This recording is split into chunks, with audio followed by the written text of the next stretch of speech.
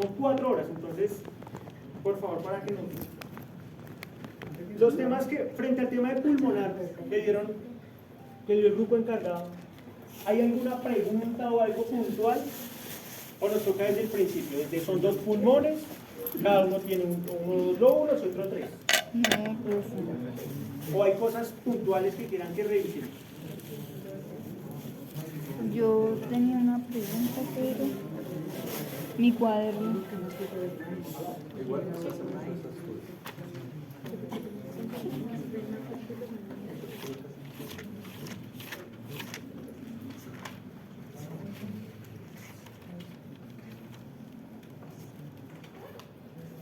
Ya está. Lo primero que vamos a revisar, voy a repasar porque ya lo vieron, para la ejecución de protocolos de ventilación pulmonar se pueden utilizar radiofármacos que vienen en 2 presentaciones, o gases o aerosoles radiomarcados. ¿Listo? Cuando nos hablan de gases, nos hablan específicamente de gases nobles. ¿Recuerdan los gases nobles de la tabla periódica? Helio, neón, argón, pitón, xenón y específicamente estos estudios anteriormente se hacían con gases como el xenón, el criptón. ¿Listo? ¿Cuál era el inconveniente en este tipo de trazadores? Que los periodos de desintegración son extremadamente cortos. Es decir, que hay que hacer el ejercicio de la respiración del material e inmediatamente hacer la adquisición de las imágenes. ¿Listo? Mientras que con el nuevo grupo de aerosoles marcados con tecnesio, pues tenemos un periodo de desintegración mucho más generoso en términos de tiempo. ¿Listo? Entonces, en la práctica, lo que normalmente utilizamos para hacer estudios de ventilación pulmonar es el MDT. ¿Listo? O metildiprotonato. El DTPA lo van a encontrar ustedes seguramente en las bibliografías que consulten. Siempre ventilación pulmonar, DTPA, lo van a encontrar en la literatura de esa forma. Pero en la práctica, pues les cuento, se hace normalmente con MDT. ¿Listo? Muy probablemente esto está ligado a que las dosis del DTPA son considerablemente más, aún en dosis mucho menores. El DTPA normalmente lo utilizamos ¿para qué? ¿Y en qué dosis lo usamos? 3-5 milicuries, y es considerablemente costoso. Ahora ustedes necesitan 20. O sea, ¿qué es? En la práctica, NEP. ¿Listo? La vía de administración, por ende, de la dosis es inhalar. ¿Listo? ¿Me ayudas con las diapositivas? Okay.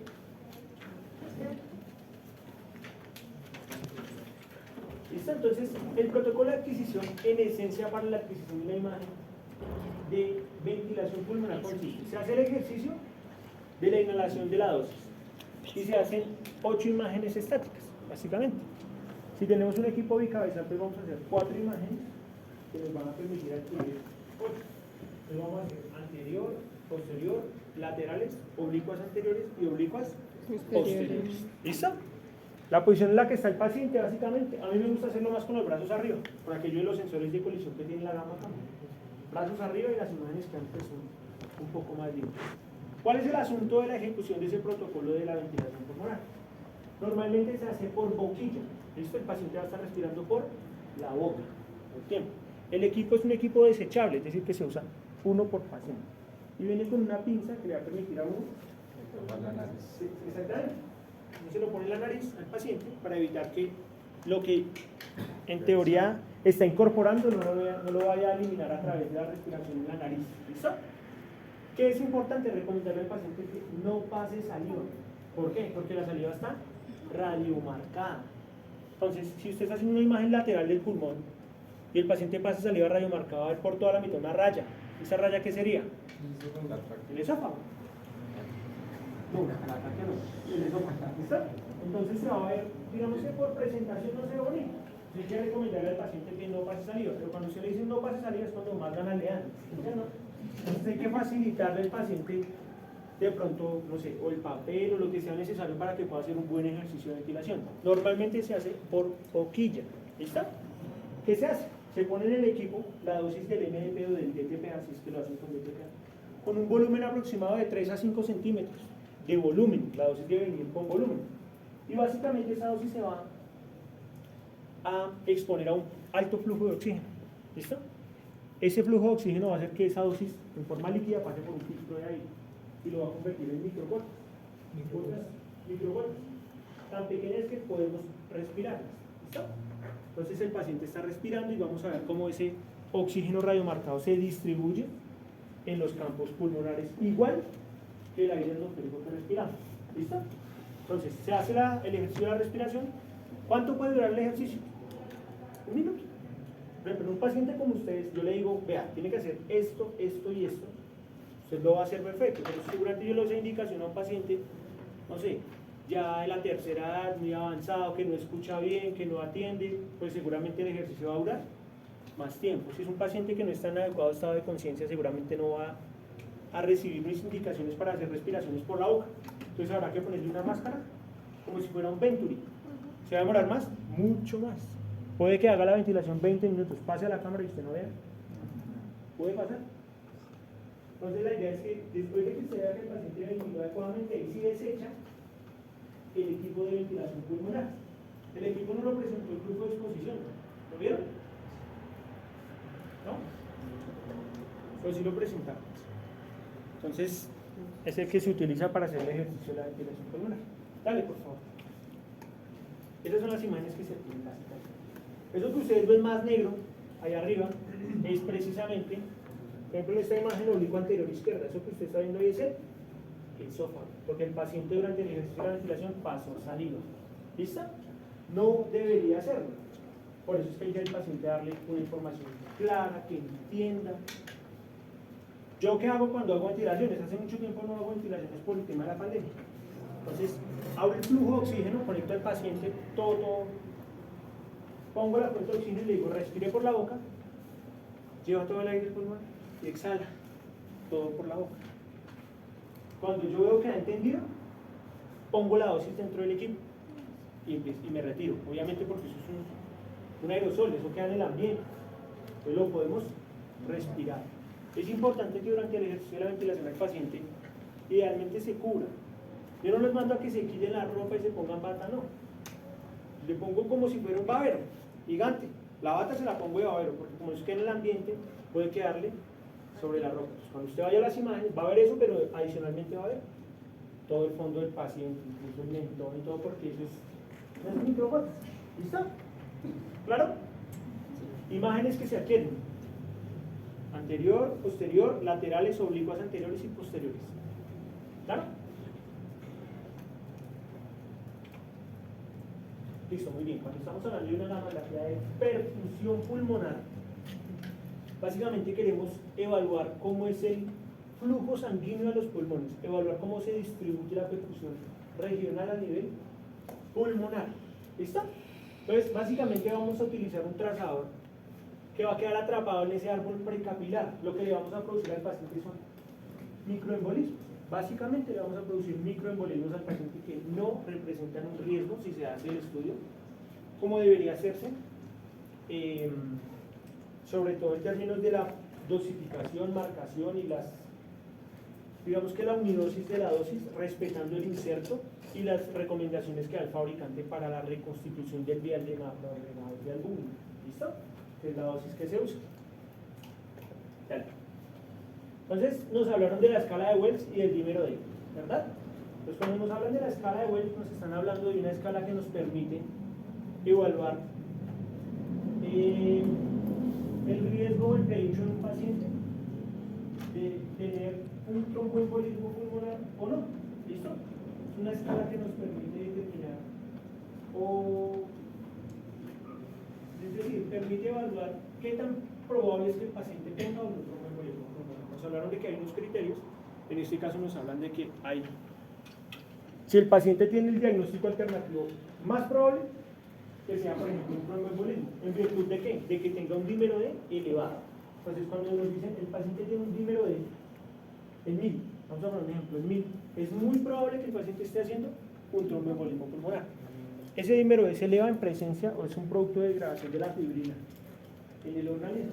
Y cuando se eleva a nivel plasmático es porque el pulso puede ser ocurriendo un tromboembolismo pulmonar. Entonces tenemos que cuando el paciente hace un trombo es porque se está creando un componente que puede estar constituido, por ejemplo, por arteroma, por grasa, por diferentes partículas dentro de un vaso sanguíneo y se convierte en una embolia cuando es capaz de viajar. ¿Listo? Cuando viaja, ese trombo va a llegar a algún punto en el que el trombo es más grande que el vaso sanguíneo y por lo tanto va a taponar, como si se taponara un tubo. ¿Listo? Normalmente, ¿dónde pasa eso?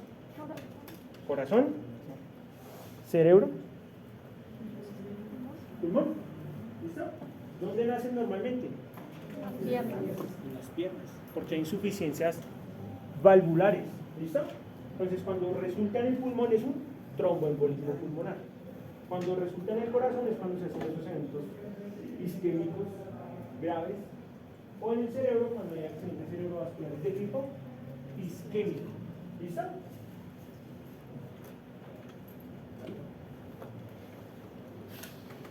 Entonces, los macroagregados de albúmina o microesferas de albúmina son el radiofármaco utilizado para el estudio de la perfusión pulmonar. ¿Listo? Entonces, las partículas por definición deberían superar el diámetro del precapilar pulmonar para que logren taparlo, ¿sí o no? Entonces ahí nos están diciendo que el precapilar normalmente oscila entre los 10 y 90 micrómetros, mientras que, mentiras, 10 y 90 la esfera y hasta 7 el precapilar. ¿Listo?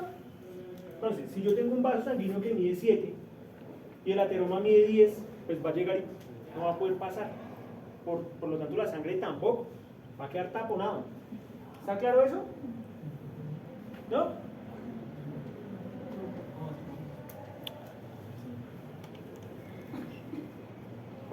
Cuando le inyectamos la dosis al paciente, la dosis va por vía venosa. ¿Sí o no? ¿A dónde va a llegar la dosis? A la cava. ¿Sí o no? Y llega a cavidades cardíacas derechas. ¿Estamos? Vamos a suponer que el corazón es algo así.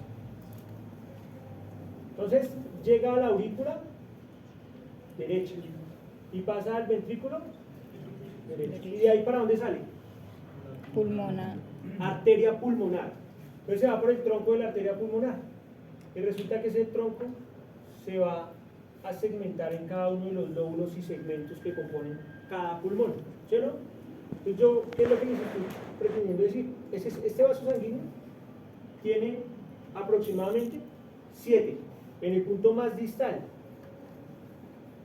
¿Listo? Pero resulta que esta esfera de albúmina que le vamos a inyectar al paciente tiene de 10 a 90. Entonces esta esferita viene por acá y va a llegar al punto en el que va a llegar y tapa el vaso. No puede pasar más porque ya él es más grande que la misma luz del vaso. Entonces va a taponar. Ahí se va a quedar. Va a impedir que la sangre fluya y ahí se va a quedar. Eso va a pasar en un promedio. Pasa a la siguiente diapositiva, por favor. Eso va a pasar más o menos en una proporción de 1 cada 200 a 1000 capilares. O sea, lo que se va a embolizar es mínimo. 1 en cada 200 o en cada 1000 capilares. Siempre y cuando se reconstituya el vial de macros de albúmina bien. Entonces, ¿cuál es la idea? Esto, hagan de cuenta que hay 1000 vasos de esos. ¿Vamos a tapar? 1. ¿Listo? No representa un peligro para el paciente. Como esa esfera se quedó ahí, cuando todas las esferas estén ahí alojadas, es cuando usted va a empezar a hacer la imagen. ¿Qué es lo que va a ver en la imagen? El resultado del flujo sanguíneo pulmonar en ese paciente. ¿Listo? Ahora, que usted tiene 2 pulmones normalmente y vamos a suponer que usted ve todo esto perfecto, pero no está viendo esto. O sea que la rama de esa arteria pulmonar encargada de llevar la sangre aquí está trombosada, ya está tapada, porque la esfera de albúmina tampoco pudo llegar. ¿Listo? Si hay un defecto de captación en la perfusión pulmonar, supone que ese paciente tiene un tromboembolismo pulmonar. ¿Está claro? Sí, profe. Entonces, ¿cuál es la idea? En un vial adecuadamente marcado, reconstituido, vamos a administrar entre 100.000 y 600.000 esferas de albúmina al paciente. Hay que reconstituirlo adecuadamente. Hay que administrar una dosis estándar, normalmente entre 8 y 10 milicurios para una perfusión pulmonar, con unas excepciones. nos hablaban del embarazo, los bebés, pacientes que son, o que ya fueron sometidos a neumonectomía, es decir, que solo tienen un pulmón, ¿listo? La dosis ahí va a cambiar, ¿listo? Entonces, tenemos presente que si esta proporción se guarda, el estudio no va a representar un riesgo para el paciente nunca. Esto es un estudio muy seguro. Las dosis, las esferas en un promedio de 2 a 8 horas se van a degradar y van a ser retiradas porque son un coloide a través del sistema retículo endotelial. ¿Listo? Entonces, es decir, ese tromboembolismo, esa embolización que le estamos haciendo al paciente se va a degradar solita en unas horas. No es un riesgo para el paciente. ¿Listo? El mecanismo de captación por el cual los macros quedan alojados en la vía precapilar pulmonar se llama Bloqueo capilar. ¿Listo? Listo, dale. Entonces, ¿cuál es la idea? Normalmente o en promedio 10 miliculos. ¿Listo? Si la radiofarmacia le da 8, pues 8. ¿Listo? Pero no son 2, no son 20. El promedio es de 10. ¿Listo? El estudio como tal no requiere una preparación. Es ideal que si yo le voy a hacer una perfusión de pulmonar a un paciente y tiene una imagen anatómica previa, obviamente de tórax, la lleve. Eso es útil. ¿Listo? Vamos a ver por qué. La estabilidad de la marcación aproximadamente es de 6 horas. Ojo, es la estabilidad de la marcación, no la vida media. Estamos hablando de la estabilidad, es el punto en el que de forma in vivo la dosis se mantiene unida. No se disgregan los macros por un lado y el tecnesio por el otro. En promedio 6 horas. Lo ideal es que la dosis siempre se debe administrar con el paciente en decúbito Supino. Siempre. Que está sentado y lo inyecto sentado. No es lo ideal porque por gravedad la dosis se puede precipitar a la base de los pulmones. Entonces usted va a ver los dos pulmones y va a ver pintadas las bases. Pero de ahí para arriba, no. ¿Listo? El paciente debe estar idealmente en decúbito supino. ¿Listo? La dosis debe agitarse siempre antes de ser administrada porque en la dosis, cuando usted le llega a la dosis de macro, normalmente esa dosis viene. La jeringa siempre viene entre el pico. La de los macros la envían así. ¿Por qué? Porque cuando ustedes tienen su jeringa, esto tiene aquí como una, ¿cómo decirlo? Como una recámara antes de salir a la aguja. Acá. Si usted tiene la dosis así como yo la tengo en este momento, usted va a tener este volumen. Todo esto es volumen. Usted la mide y hay 10 milículos. ¿Listo? Y usted le quita la aguja, porque es la aguja con la que viene la radiofarmacia. Usted le pone una nueva más pequeña para no lastimar al paciente. Y usted vuelve y mide la dosis. Hay 1 milículo. Pero acá está todo el volumen. Está todo. Los macros están en esta regla. Entonces hay que aspirarlos porque ahí se quedan. Y hay que agitarlos, porque ellos se precipitan dentro de la solución. Vuelvo y les digo, ustedes pueden tener aquí 13 ml. Cambian la aguja, siguen los 13 ml, pero puede que aquí se hayan ido 9 milículos. Pasa. ¿Listo? Entonces siempre la dosis debe ser, de hecho los PICs de CELI dice agitar antes de usar. Siempre. La dosis debe agitarse, es importante que lo hagan. ¿Listo?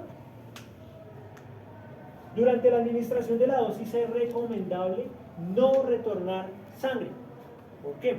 Porque estas esferas se pueden aglomerar entre ellas o con un eritrocito y eso generan dentro de la composición de la dosis como un grumen. Vamos a suponer que es un grumen. Cuando ustedes hacen las imágenes, ustedes ven los pulmones y ven unas bolas.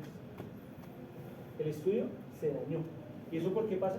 Porque normalmente se aglomeran los macros o se retorna sangre. No se debe retornar sangre. Ahora, lo ideal es que se pase directo. Por catéter, ¿qué pasa? Se pueden quedar. Ahora, hay que lavarlo muy bien. Es mejor pasarlo por catéter si yo no estoy seguro de la vena. Pero en la medida de las posibilidades, lo que hacemos es pasarla directamente a la vena, sin canalizar. Pero yo como sé que estoy en la vena, si no puedo retornar sangre. A veces puede ser complejo. Y si yo no retorno sangre, no sé si estoy en la vena. Y si paso la dosis y se queda acá, peor. ¿Sí? Entonces, si no estoy seguro de la vena, canalizar el paciente. Cuando estoy seguro, puedo pasarlo sin ningún inconveniente. No retornar sangre idealmente. Ahora, hay veces en las que se retorna sangre y la imagen no se daña. Es un azar. ¿Listo? La recomendación es no hacerlo. ¿Listo? ¿Estamos bien hasta ahí? Sí.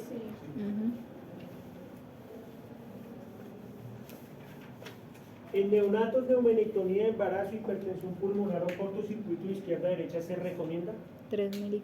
modular la dosis. ¿Listo? ¿Es un estudio que se puede hacer en una mujer embarazada? Sí. Se puede hacer en una mujer embarazada. ¿Cuál es la razón? Si yo le estoy diciendo a usted que llega a la esfera y queda atrapada en el vasito sanguíneo, pues no va a poder pasar. Y si no va a poder pasar, no va a llegar al punto en el que se hace el intercambio. Regresa por la vena pulmonar al corazón y por la aorta se va para todo lado. ¿Sí o no? No va a pasar eso. La dosis no debería nunca alcanzar la circulación sistémica, debería quedarse en el pulmón, siempre. Salvo que hayan condiciones en el paciente que impidan que eso suceda. ¿Listo? Por eso es que la dosis nunca va a llegar a la circulación, por ejemplo, en la arteria aorta. No va a alcanzar el embrión. No es un riesgo hacerlo. Bueno, se hace en mujeres embarazadas. La dosis normalmente es hasta 1/3 de la dosis que normalmente se utiliza. ¿Se puede hacer? Sí. Pero se hace ¿cuándo? Cuando la condición del paciente requiere absolutamente la realización del estudio y que el beneficio supere el detrimento. ¿Sí o no? Ahora, la dosis de radiación en el TAC es mayor. Pero ¿cuál es el gol estándar para el tromboembolismo pulmonar?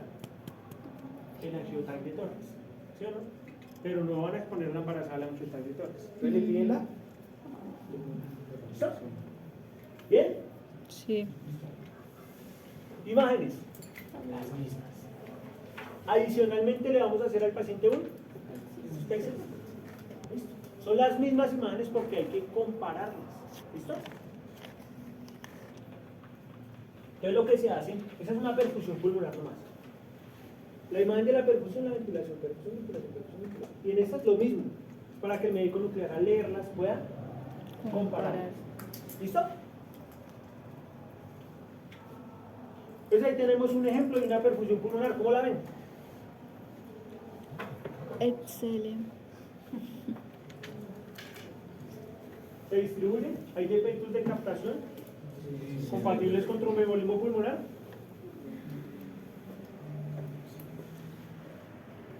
No. Pulmón izquierdo. ¿Dónde?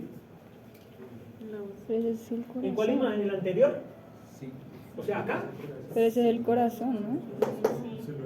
Normal. Ahí va el corazón. Normalito. Eso está normal. Pasa a la siguiente imagen.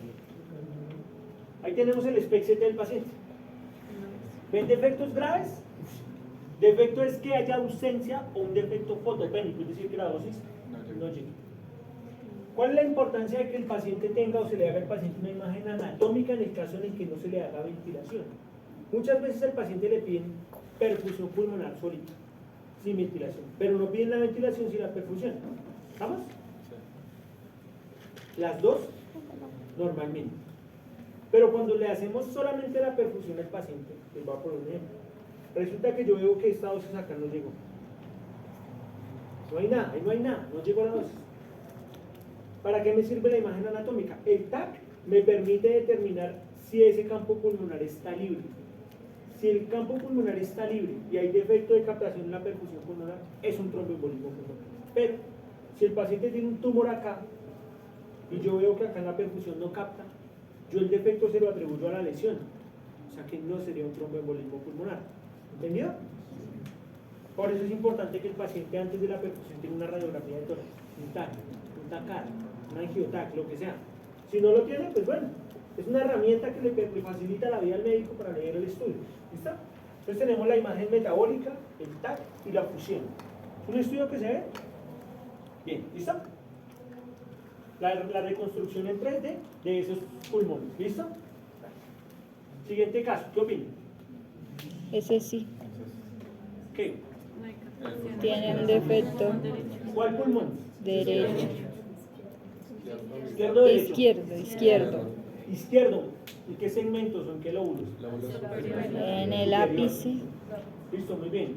O sea que en la imagen anterior, el pulmón izquierdo, que es el que ustedes ven a su derecha, tiene un defecto de captación. Vamos a suponer que en el lóbulo superior. ¿Sí? Entonces, ahí al ojo se podría decir, ¿sí? Pasa. Vean el TAC. ¿Le ven una lesión al paciente que obedezca al defecto de captación? Es decir, acá en el TAC, ¿ven algo patológico o ven la trama vasculobronquial normal de ese paciente? Está normal. Es decir, ese TAC se ve limpio. Ujú. La fusión, ¿qué me dice?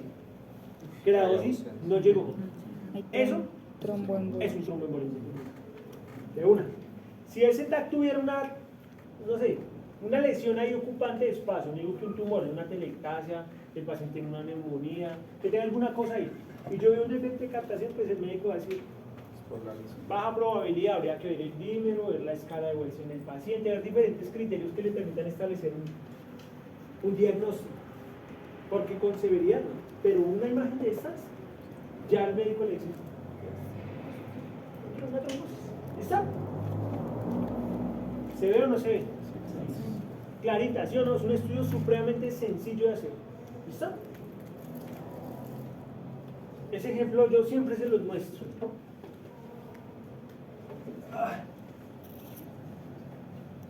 Nicole, ¿qué opinas? ¿Te acuerdas? ¿Qué es el corazón? ¿No? ¿Qué es ese caso? Primero que todo, ¿qué ven acá de raro? Que el corazón se marca. Es como que se está Dime. marcando Que el... No, no, eso. parte del corazón. Aparte, ¿ya qué les llama la atención ahí? ¿Intestino? Hay captación en la parte Hay una captación. Hay captación aparte del pulmonar, pues hay captación también en otros órganos, ¿no? ¿Cómo cuáles? Eso sería riñones. ¿Ya? Riñones. Riñones. ¿Por qué se verían riñones en una perfusión pulmonar? Porque se desintegró, ¿no? Si se desintegra el tecnecio y los macros quedan por un lado y un lado, ¿el tecnecio a dónde va? Fisiológicamente. Al estómago, Estómago, vías salivales. Salivales, tiroides y estómago. ¿Se ve el estómago? No, exacto. O sea que no, esa posibilidad. Se desintegró. Señor. Se hizo con DTPA. Se hizo con DTPA. El DTPA se utiliza para la ventilación. Esto es una perfusión. Perfusión. Si yo le pongo al paciente por vía intravenosa el DTPA, ¿vería riñón? ¿Vería pulmón? No, el pulmón nunca lo atraparía porque el DTPA pasa derecho. Vaya a su intercambio gaseoso, regresa y va a haber riñón. Esa es la razón por la que se dio riñón. Pero en algún renograma vimos pulmón. Pasó a sistémica. Pasó a sistémica. ¿Por qué? Porque pues hubo como tal, hubo captación en riñones que es vía de eliminación, ¿no? No, el mecanismo de eliminación de los macros es por sistema reticular endotelial. Sí, hígado Por eso y- llegó a... Hígado y vaso. Por eso llegó a Y médula corazón. ósea. Ay, captaría. Pero sí. No es riñón, pero es porque pasó a circulación Por sistémica. eso sí Ok. sería corazón. ¿Qué pasa en el corazón? Falla que acá algo en el tabique. Exactamente. Ok. Entonces, ¿qué pasa? Ustedes tienen el corazón de este paciente acá. Resulta que ustedes deberían tener una aurícula y un ventrículo acá, ¿sí o no? Esto es sangre que es poco oxigenada en cavidades cardíacas derechas. Y acá, sangre adecuadamente oxigenada, es decir, recién llegada del pulmón, calientica, ¿sí o no? Resulta Sí, que sí. este tabique está roto en algún lado. Hay un cortocircuito de derecha a izquierda. Llega sangre Es un defecto de desoxigenada. tabique interventricular. Cuando eso pasa hay mezcla de sangre. La sangre del izquierdo pasa al derecho y el derecho al izquierdo. ¿Listo? Que es uno de los Bien, componentes de la soplo. tetralogía de Fallot en los bebés, que es una patología incompatible con la vida, cuando es un defecto muy grande, porque nunca va a llegar sangre adecuadamente oxigenada a los tejidos, sino que va a llegar sangre poco oxigenada. Eso no tiene razón de ser. Entonces, si se mezclaron las sangres acá, la oxigenada y la no oxigenada, va a resultar los macros de albúmina en el cerebro, en los riñones, en todo lado. ¿Es lo ideal? No, eso no debe pasar. Pero si usted hace una perfusión pulmonar y usted ve los riñones, solo por joder, meta al paciente más allá de una imagen de cerebro. Y el médico va a tener para interpretar el estudio. No es un tromboembolismo pulmonar, pero tiene seguramente algo más grave. ¿Ok? ¿Listo? ¿Claro? ¿Listo? Será un quiz que había preparado, pero no lo vamos a hacer. ¿Fácil o difícil? escala de Will. Bueno. Si hubiera sido un 5 para usted. Sí, Sí, profe. Para ustedes que expusieron. Para ustedes que expusieron. Así es lo que se siente, cielito. Para una ventilación pulmonar. Claro. Pero deje ver el Profe, pero quiz. ¿cierto? déjenos ver. No vi el quiz bien. ¿Hay alguna pregunta? No. ¿Quedó claro? Sí. Creo. Profe, el mecanismo que hace el bloqueo capilar. Señor. El mecanismo de Mecanismo de captación, bloqueo capilar.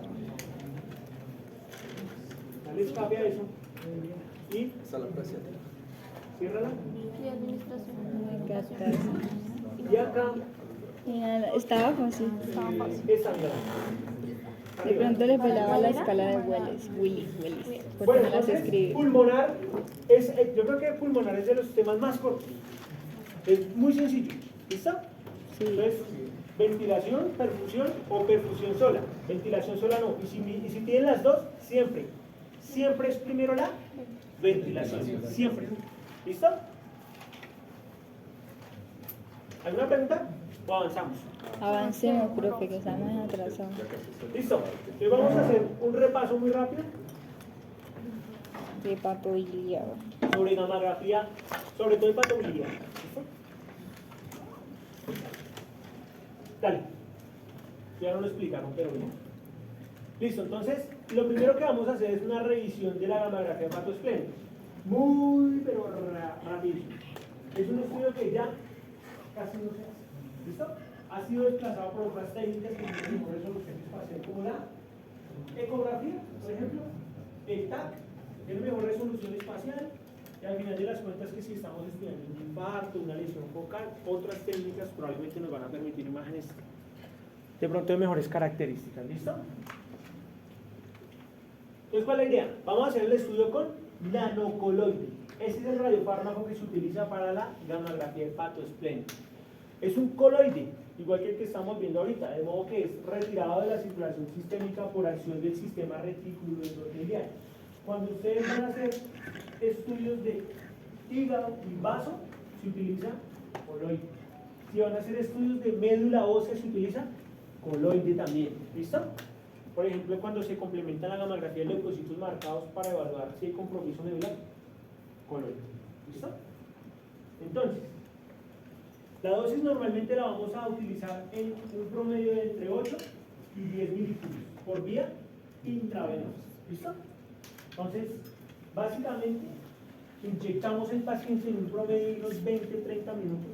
Ya hay una buena captación. El orden de, digamos que, de captación de ese coloide es hígado, vaso, médula ósea y pulmón. ¿Listo? Hablando de que el pulmón capta un 1% de ese coloide. ¿Listo? Mientras que el hígado se podría llevar perfectamente un 60-70% de lo que sería el inicio del paciente en términos de actividad. ¿Listo? En las indicaciones, normalmente vamos a ver que el estudio se hace para documentar hepatomegalia o esplenomegalia o hepatoesplenomegalia. ¿Listo? Es decir, que hay un aumento en el tamaño de estos órganos y que pueden eventualmente generar inconvenientes en el paciente. ¿Listo? Sospecha de lesiones focales hepáticas o esplénicas o estudio de vaso accesorio también. ¿Listo? Cuando hablamos de un vaso accesorio estamos hablando, por ejemplo, de una ectopía también. ¿Listo? Eventualmente cuando hay traumas se hacen estudios de infartos o lesiones focales. En esos casos tiene bastante utilidad la realización de imagen de un espejo. ¿Por qué? Porque si nosotros tenemos una... Pasa a la siguiente, por favor. A la siguiente. Si ustedes tienen una imagen de este tipo, ustedes pueden evaluar, no pueden evaluar la profundidad, es decir, de anterior a posterior, de izquierdo a derecho en una imagen de estas. No pueden evaluar si eventualmente interno hay una lesión producto de un trauma. Entonces ahí cobra importancia el espejo. ¿Listo? La técnica de adquisición, el paciente va a estar en decúbito supino. Con el detector o la estructura que va a estar centrada es toda la parte del epigastrio. y los hipocondrios, ¿listo? 30 minutos aproximadamente después de la administración de la dosis se hacen las imágenes. Y vamos a hacer imágenes estáticas, en teoría, anterior, posteriores, laterales y oblicuas, las mismas, ¿listo? En casos en los que se pretenda estudiar lesiones focales se puede complementar con un espectro, ¿listo? Devuélvete otra foto. No, dale. Entonces ahí tenemos una gamografía hepatoesplénica con coloide, ¿sí? De pronto yo sé que por la luz no se ve casi, pero ahí se alcanza a ver algo de hueso en ese estudio. Bro. Allá en posterior. Acá, en la posterior, se ven como los cuerpos. Muy sutilmente. Eso es porque la dosis capta también en la. ¿Listo? ¿Qué le ven a esa imagen? ¿Normal? ¿Qué opinan? Tiene una cirrosis. ¿Rosis?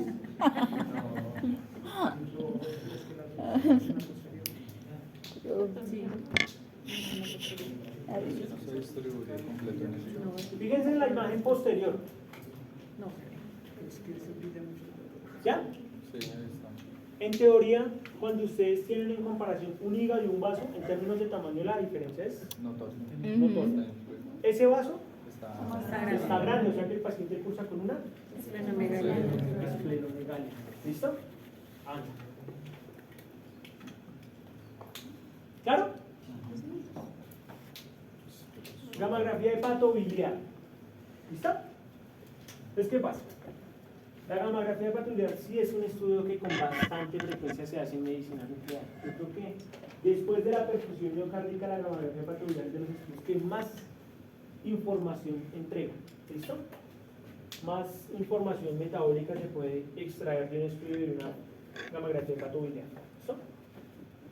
Tiene diversas indicaciones, muchísimas indicaciones para hacer una gamografía de este tipo y ahorita las vamos a revisar. ¿Listo? Básicamente ahí estamos viendo que estamos utilizando un trazador que es retirado de la circulación sistémica, incorporado al hígado, y el hígado lo transita hacia la vía biliar intra y extrahepática y por lo tanto va para el intestino. ¿Listo? Entonces, el radiofármaco que se va a utilizar para una gamografía hepatobiliar son los derivados del ácido aminodiacético o el IDA. ¿Listo? En la práctica, ojo, en la práctica normalmente nosotros vamos a utilizar dosis que rondan los 10 milijulios. Para pacientes adultos, normalmente la dosis es estándar, ¿listo? 10 milijulios. Ahora vamos a encontrar que esos derivados del ácido aminodiacético son varios. Si ustedes, por ejemplo, escriben IDA sin H o IDA con H, es correcto, es ácido aminodiacético o ácido aminodiacético hepatobiliar. ¿Listo? Está bien. Esos otros derivados como el IDA, tenemos ahí IDA, GISIDA, TIDA y BRIDA. Son varios derivados que tienen, digamos, que diferencia. Yo voy a poner ida ya. Polaridad, polaridad y diferentes indicaciones. Ojo, en la práctica se utiliza. Normalmente nos venden este kit como etipenin o mebrofenin. O sea que normalmente usted no dice buenas, me da 10 miligramos de ida. Mebrofenin o etipenin. ¿Qué son? Derivados del ácido aminodiacético. ¿Cómo se llama el otro? Profe, ¿lo puedes repetir, por favor? Lo puedes escribir en un tablero. Mebrofenin con velada o etipenin. No. Mebrofenin o etipenin. Parcial. Convenio. Eso no lo preguntan en parcial. ¿Qué, profe? No pude. Mebrofenin. Mebrofenin o etipenin. Es el mismo ida. El mecanismo de captación aquí. Tú, Leo. ¿Quién yo? Sí. Abajo, agentes extraídos de la sangre por acción de los hepatocitos y eliminados hacia la vía biliar mediante el mismo mecanismo de la bilirrubina, por lo que compiten con esta en su unión a los sitios específicos de transporte. ¿Claro? Entonces, ¿qué pasa? Ustedes le inyectan el IVA a un paciente y el día queda en circulación sistémica, supuestamente. fracción del hepatocito, lo retira de la circulación sistémica y lo llama al hígado. ¿Listo? Ya estando en el hígado, compite con la bilirrubina por alcanzar los sitios de transporte, para alcanzar la vía biliar. ¿Listo? Ustedes nos decían en la charla, y tiene mucho sentido, y yo sé que la literatura lo dice, en la proporción en la que se encuentre la bilirrubina del paciente se debe administrar el día. ¿Por qué? Porque van a competir. Si la bilirrubina está por las nubes y yo le pongo al paciente poquito día, seguramente la bilirrubina se va a llevar o va a alcanzar más rápidamente los sitios de transporte. ¿Eso va a representar cambios en la imagen? Probablemente sí, pero yo no he conocido el primer servicio que dosifique el mebrofenin en virtud de los valores de bilirrubina. Nunca lo he visto. Solo lo he leído. Nunca lo he visto. Hepatobiliar, 10 minutos. Si es un nene, cambia. Pero el resto. Esto en pediatría no se hace en neonatos. ¿Listo?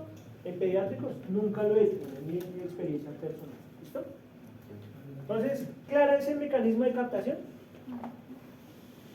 Circulación sistémica, hepatocito, compite con la bilirrubina para pasar a la vía biliar. ¿Listo?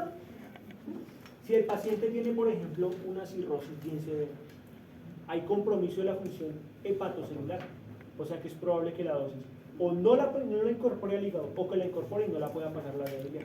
¿Listo? Entonces el estudio nos da información de la tasa de extracción hepatocelular.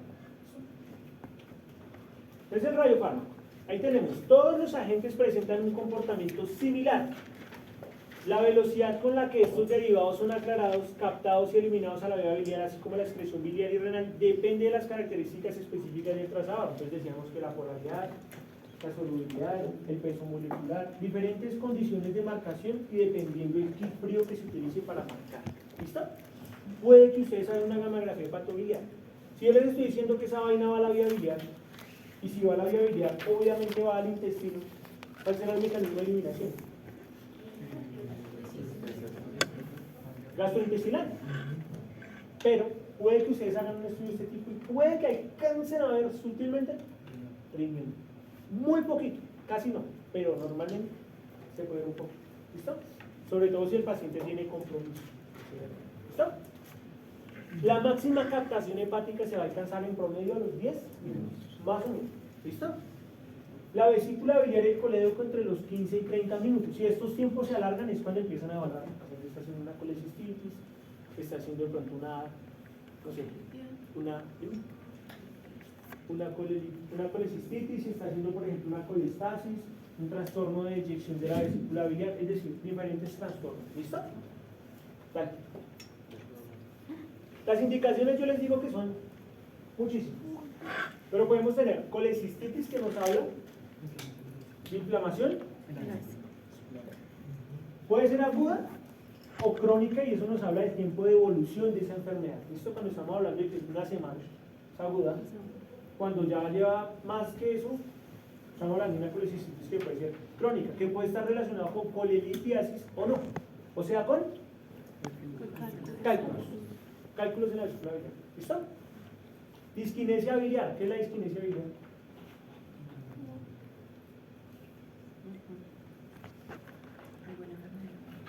¿No? Cuando nos hablan de una disquinesia biliar es que probablemente hay un trastorno en la motilidad de la vesícula.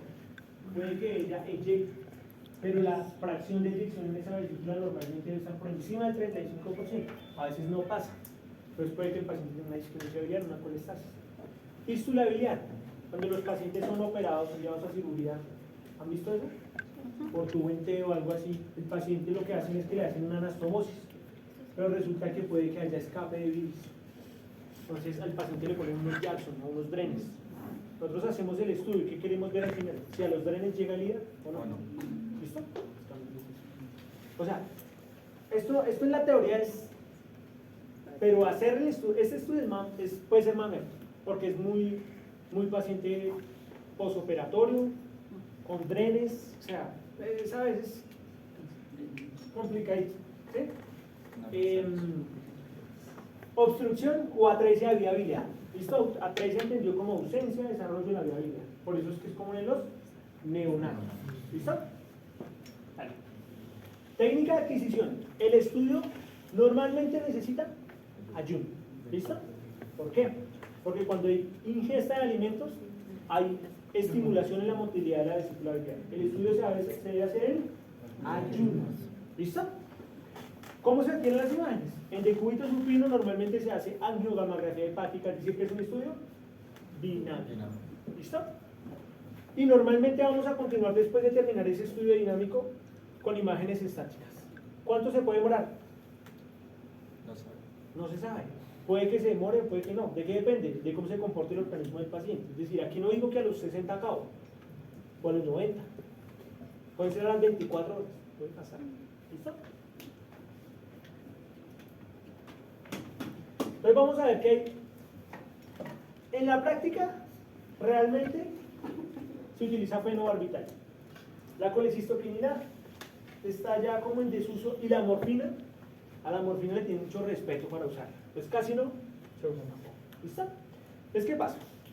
La morfina básicamente nos va a producir aumento en el tono del esfínter de Oddi, incrementando la presión intraductal biliar y facilitando el llenado de la vesícula biliar. Entonces, ¿qué pasa? Cuando yo estoy haciendo una gamografía hepatobiliar y yo sé ya que el paciente tiene la vesícula biliar, porque puede que usted no la vea, pero puede que no la tenga, ¿sí? Entonces, yo sé que tiene la vesícula biliar y no la veo. ¿Qué necesito? El protocolo me dice que si yo le pongo morfina al paciente, aumento el tono en el esfínter de Oddi.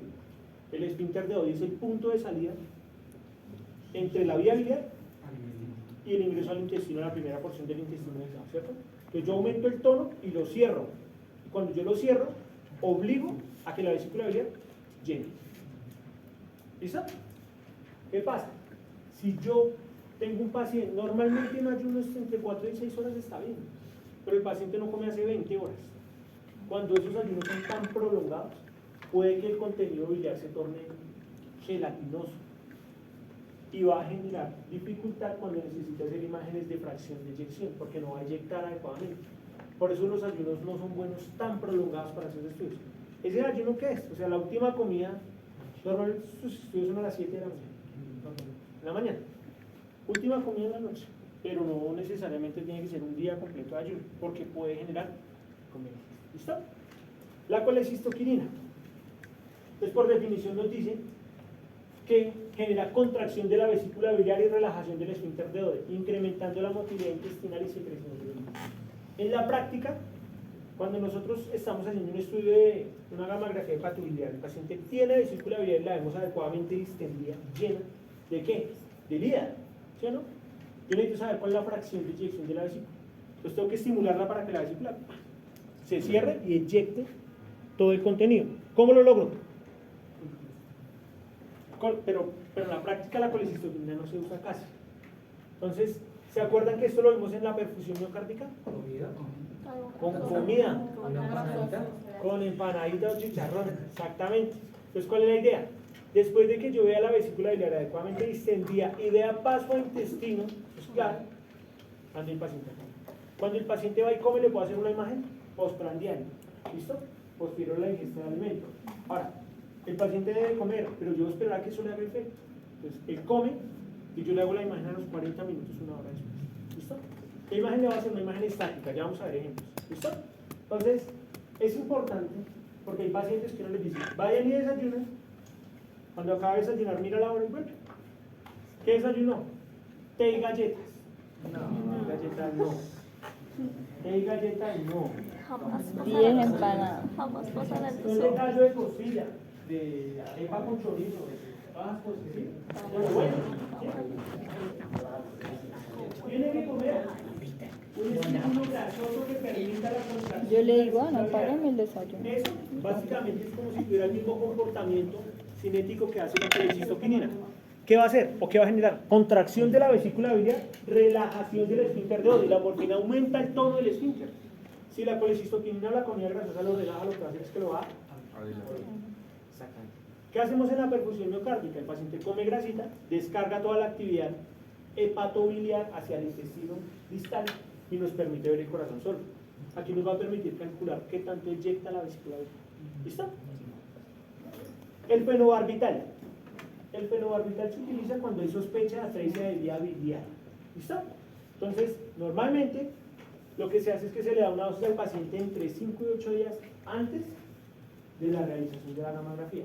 Estos estudios se hacen en pacientes que tienen una semana de nacido, 15 días de nacido. ¿Cuál es la cuestión con esos pacientes? Hay niños, por ejemplo, yo he tenido pacientes que tienen por clínica acolia y tienen sospecha de atresia de vía biliar. ¿Qué es acolia? ¿Qué tiene que realizar? Paciencia del colon. Ausencia de cólido. Ah, sí. Si ustedes Ausencia de algo. etimológicamente dicen A, ¿qué significa A? Sí. Ausencia. Ausencia, pero nada. Sin colon. Exactamente, es una ausencia de pigmentación, en este caso, en la materia fecal. Entonces, es como si el niño recién nacido hiciera popó. Blanco, blanco, blanco. Acolia. Ah, cola. Ah, de color. Entonces, ¿qué pasa? El médico le toma exámenes de función hepática, obviamente, ¿no? Y normalmente están alterados. Cursa con acolia. Sospechan desde el punto de vista clínico que el niño tenga una atresia de vía biliar, es decir, que hay ausencia en el desarrollo de la vía biliar. Y esa patología eventualmente es incompatible con la vida. Entonces, ¿qué pasa? De este estudio depende que el niño vaya a cirugía, niño de 15 días de nacido. Entonces, el estudio debe hacerse, pues, obviamente, garantizando un diagnóstico preciso. Entonces, ¿qué pasa? El fenobarbital facilita temporalmente la excreción del trazador por vía biliar en caso de que el niño no tenga atresia de vía biliar. ¿Listo? Entonces, ¿qué pasa? Suponga que usted tiene un niño que tiene atresia de vía biliar, la tiene. Se le inyecta el hígado, le puso el fenobarbital 8 días antes.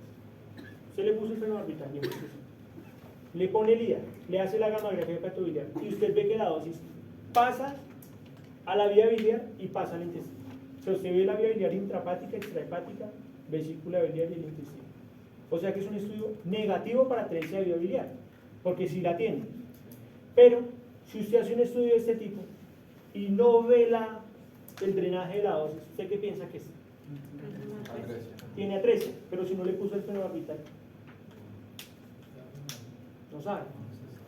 Necesita el fenobarbital porque para efectos prácticos hay ausencia todavía en el desarrollo celular en ese hígado del sedimento. O sea que no puede transitar adecuadamente el fenobarbital por sí solo. Hay que administrar un inductor enzimático que facilite que esa dosis pase. Y en este caso es el fenobarbital.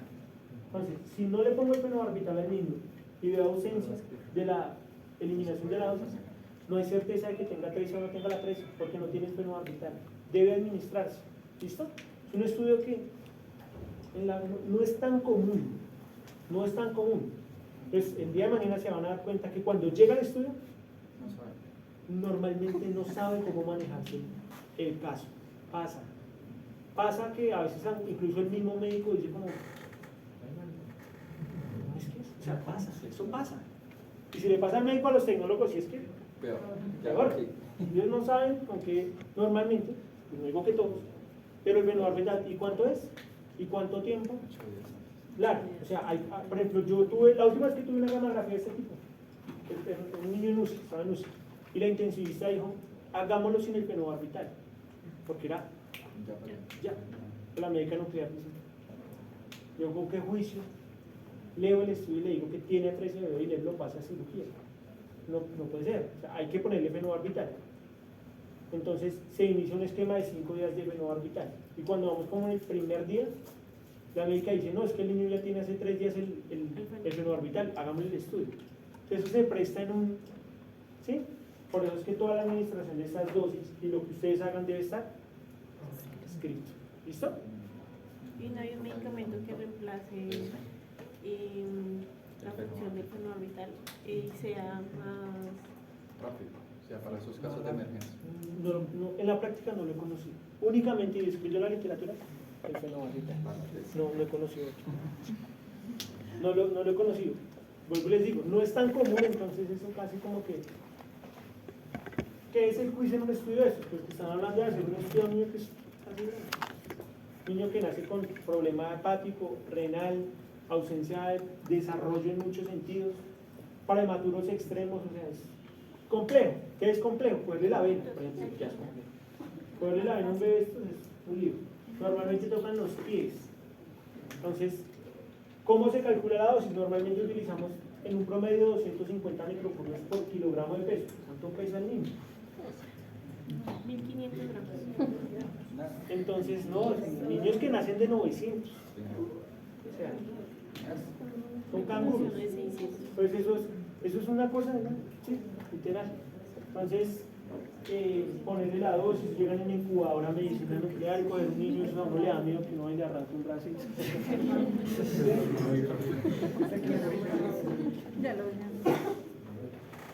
¿Qué es clave durante el procesamiento del estudio hepatobiliar? Vamos a hacer cálculo de fracción de eyección y cálculo de tasa de extracción hepatocelular. La fracción de eyección nos permite evaluar si hay precisamente un trastorno asociado a una disquinesia biliar y nos habla del grado de motilidad en esa vesícula.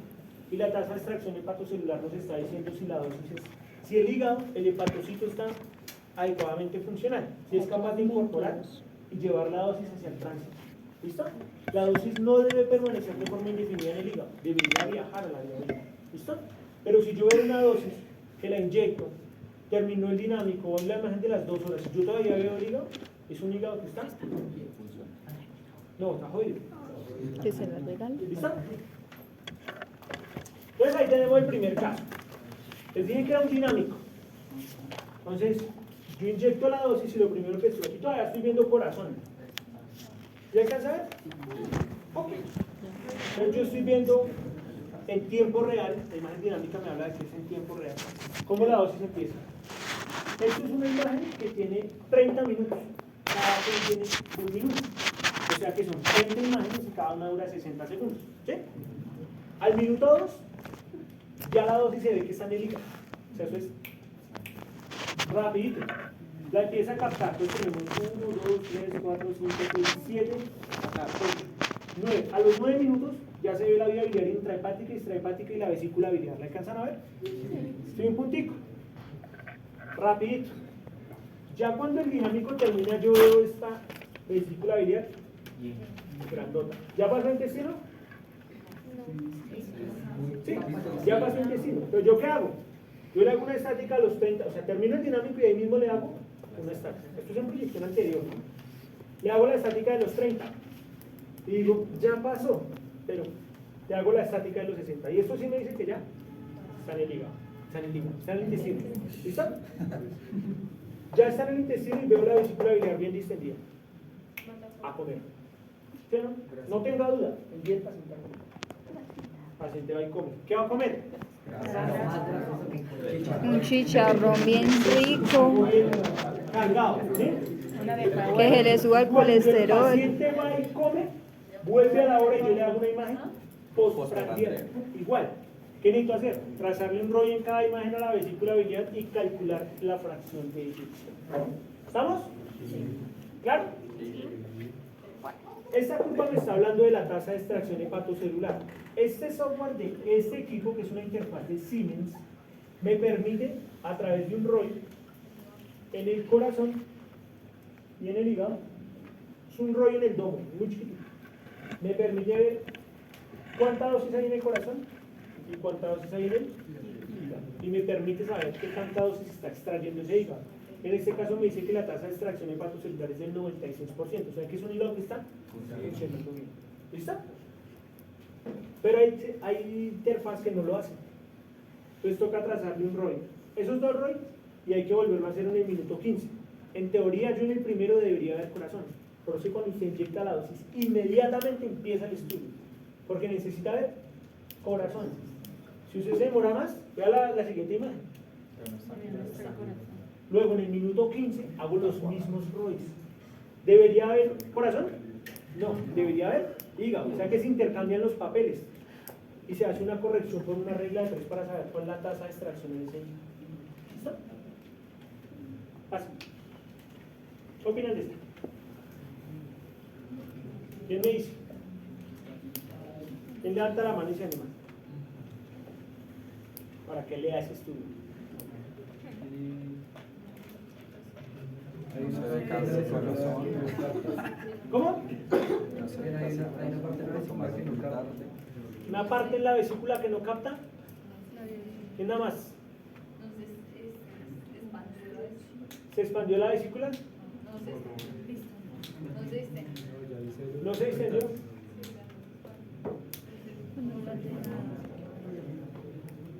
¿Quién nada más? Y ahí es. ¿Cálculos? No, si tiene un ojo de los cálculos, mi bravo. Frecuencia de extracción hepática. No hay extracción hepática. Ah, bueno, no. Lo primero que les toca decir es que no tiene vesícula biliar. No hay. Pues estando como que directo, pues no. Pero lo que sí se puede ver acá, la vía, vean qué pasa con la vía biliar. Pues se mantiene. Está dilatada. Mm. Está dilatada la vesícula, la vía biliar extrahepática, sobre todo se ve, la vía biliar intrahepática casi no la estamos viendo. Pero está dilatada, vean cómo se ve gruesa. ¿Pasó a intestino? Sí. Pasa la imagen anterior, por favor.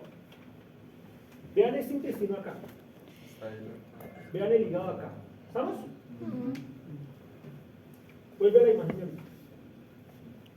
Vean el intestino acá. ¿Y esto? Tiene extensión de vasos. ¿Y el vaso? ¿El vaso?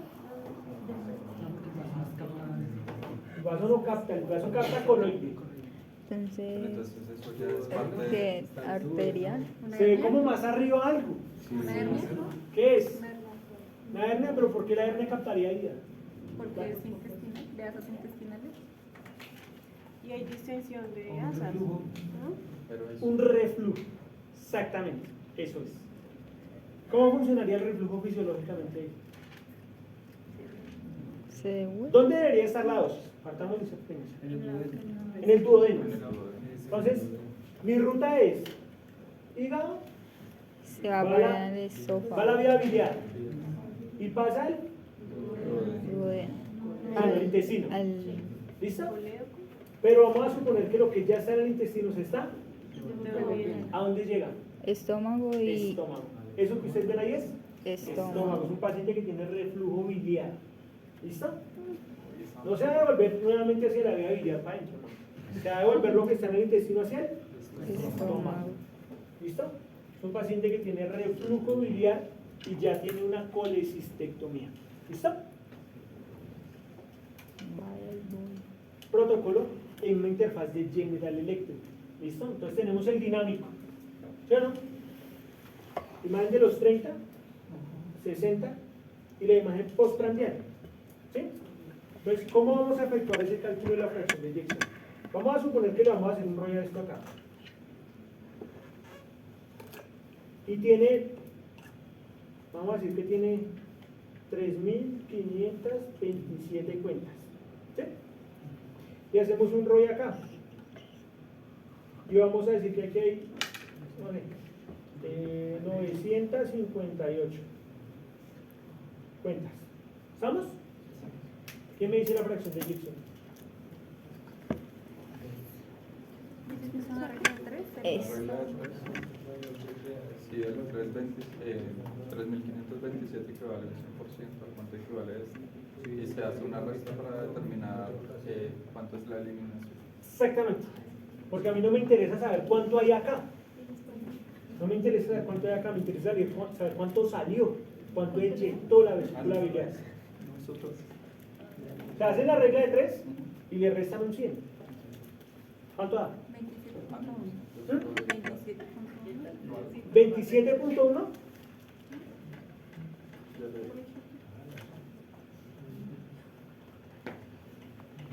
¿Segura? Espera, ¿Qué es este? no es muy... Por 100 dividido 30. Pero eso te da, o sea, la regla de 3 que estás efectuando de esa manera te va a decir cuánto hay acá. A mí no me importa saber cuánto hay acá, me interesa saber cuánto salió. 72.8. O sea, es lo que le falta a tu resultado para llegar a 100. ¿Sí? ¿Cuánto? 72.8. 72.8 es la fracción de eyección. Eliminación. ¿Cuánto le reportaron acá? 70. 70. pero pues no sabemos cuántos eran los valores reales, ¿sí? Pero más o menos es así, ¿de acuerdo? Si este ejemplo le sale a usted en un quiz o le sale en el parcial y no tiene calculadora, ¿lo podría hacer? Sí. Por ejemplo, sin celular o sin calculadora científica, ¿cuál es esa derivada, esa integral? Nos vamos a primaria. Sabemos calculadora. Menos mal que en el servicio. Otro ejemplo, entonces estamos viendo la misma cuestión, un dinámico de 30 minutos y estamos viendo actividad en la vía biliar intrahepática, extrahepática y en la vesícula biliar. ¿Listo? Sí. Imagen de la hora, de los 30 minutos de la hora y la fracción de inyección. ¿Claro? Sí. ¿Claro cómo se hace el estudio? Digamos que esto nos permite evaluar si el paciente está haciendo, si yo por ejemplo veo que la dosis no llega a la vesícula biliar, pero el paciente la tiene, apunto a un diagnóstico. Si yo veo dilatación en la vía biliar de forma tardía, apunto a un diagnóstico. Es decir, la utilidad funcional de este estudio es bastante amplia. Se pueden evaluar bastantes, digamos que, trastornos biliares. ¿Listo? Un estudio que lo solicita mucho el servicio de trasplantes. Por ejemplo, pacientes que van a colecistectomía. ¿Por qué? Porque es una vesícula biliar que es una fábrica de cálculos, por ejemplo. No es funcional para el paciente. Te hacen un estudio para ver si sí hay o no función y desde ese punto de vista van a cirugía a hacer corte. ¿Listo? ¿Claro? ¿Y esa? ¿Qué tiene de raro eso? No, no secreta o excreta, ¿cómo se dice?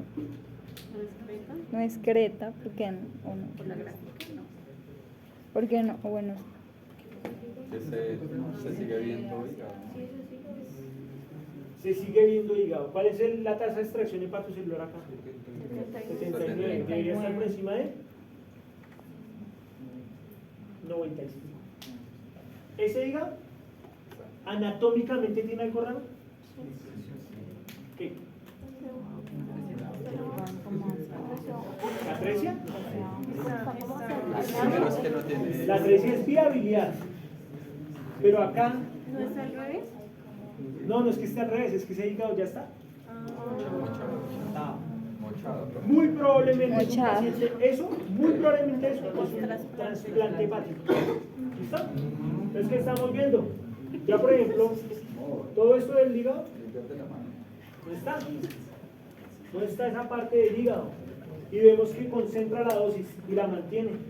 O sea que desde el punto de vista celular, es un hígado que está, Regular. tiene tasa de extracción hepatocelular baja, o sea que hay compromiso en la función celular en ese hígado. ¿Listo? ¿Qué dice? Trasplante hepático por cirrosis en paciente en hepatitis autoinmune, elevación de fosfatasa alcalina, fracción de extracción hepática de 79, drenaje biliar entérico permeable. Hay compromiso de la función en el hígado y un paciente que ya es trasplantado. ¿Listo? se acabó, adiós. ¿Claro? Al break, apenas estamos empezando. Preguntas, dudas, inquietudes, sugerencias, madrazos. ¿Algo? ¿Qué? ¿Nos vamos para el otro de una vez? Sí, profe, de una. Tengo razón.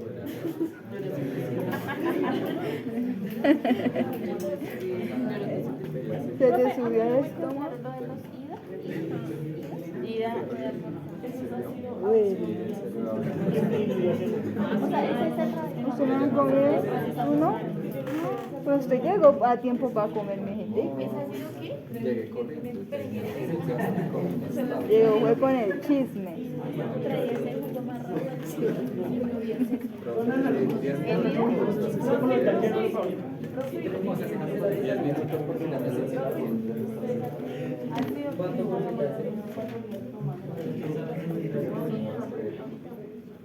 Postprandial. La postprandial es después de comer. Entonces, pendientes, por favor. Usted hace el dinámico de los 30 minutos y hace la estática de los 30 de una vez. Hace la de los 60. Si ya pasó a intestino y ya ve vesícula biliar distendida, va a comer. Si no, O sea, hace cuando los 90, ve 120, intestino, 3 horas, 4 horas. Puede Hasta pasar. que hasta que ve Para, intestino. para la atresia de vía biliar, muchas veces se hace imagen de 24 horas. Y se Porque muere de ¿están hambre. seguros que esa vaina Llegó llegó o no llegó a la vía biliar? Porque de eso depende la cirugía. Entonces, esta gamografía hepatobiliar puede extenderse también por bastantes horas. ¿De qué depende? Del paciente. Es algo que no sabemos, porque puede que en una gamografía hepatobiliar de un paciente sea de 1 hora y postprandial. Puede que no dure 8 horas. Pero, profe, una pregunta. Y la Digamos, agenda. hay un tiempo límite que digan, bueno, 24 horas máximo, ¿no? Normalmente 24 horas. Pero ojo, Y si a los 24 nada. diagnosticas. Ya. Eso leen. Ahora, normalmente, la idea que se llevan es imagen dinámico de 30. Sí, 30 minutos. Estática de 30. Estática de 60 y va a comer. Depende. Si tú ves la vesícula biliar distendida y paso intestino, ¿listo? Normalmente en estos Sí, no mueras estudios no son estudios tan fáciles. de hambre, porque Normalmente cuando uno va a mandar al paciente a comer, como después de que come ya no hay retorno, es decir, lo que fue. Normalmente son imágenes que uno consulta. Doctor, vea, paciente ta, esta es la imagen. Es así. Hay pacientes que le hacemos SPECT-CT, que no es común. ¿Por qué? Porque eso que ustedes ven, la vía biliar intrahepática, extrahepática y la vesícula biliar, a veces eso es un pegote. Son imágenes que no se entienden, son complejas. Entonces piden un SPECT-CT y no está claro, mándelo para piso, que le den comida y bájelo en 4 horas y hágalo otra estática. Ahora hay médicos que dicen hágale 1 hora, 2, 3, 4, 5. Como hay médicos que dicen a la hora, 2 horas, no hay nada, mándelo a piso y que lo bajen a las 5 de la tarde y les imagen a las 7 horas. ¿Para qué estarle haciendo cada hora? ¿Sí? Porque eso en el flujo de trabajo de una gama cámara es un lío. Ahora, si es un paciente que tiene drenes, que está recién operado, tiene una herida así de grande, es un lío. ¿Sí? Entonces los médicos dicen, yo la piso. Pero normalmente yo lo consulto, porque a veces las decisiones no son tan sencillas. Por esto es fácil en la teoría. En la práctica a veces uno dice, no entiendo lo que veo. Y uno llama al médico y el médico dice, porque sí, es bien, ¿a dónde van? bien complejo. ¿qué hacemos? ¿Listo? Vea a Alice ¿Listo? también. ¿Cierran? Está Alice y Felipe molestando. No es un número desconocido, acuerdo. Sí, clase FA. Ahí se cortó la clase. ¿No empieza la otra vez? Puedes apagar, puedes quitar el sonido. Uy, no, pero Contestemos. Déjala que conteste, diga. modo avión. Modo avión. Entonces, yo tengo una clase de introducción a No dice un número desconocido. Ay, son más canzones ahí. Me de Movistar. Me hace falta no tengo la clase acá de aplicaciones clínicas del PET. Vale, entonces